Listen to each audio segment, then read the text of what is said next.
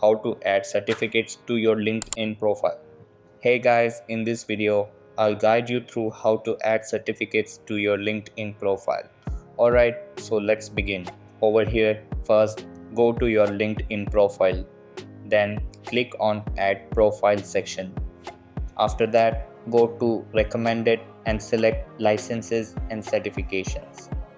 Then fill in the required information marked with asterisks.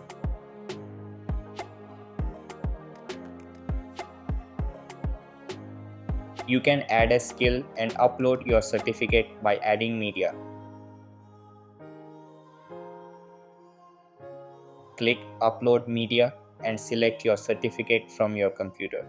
Now click Apply and then Save. If you want, you can create a post to notify your contacts by clicking Next and then Post. Scroll down on your profile and you'll see the certificate has been added. So that's basically how you can add certificates to your LinkedIn profile. That's all for this video.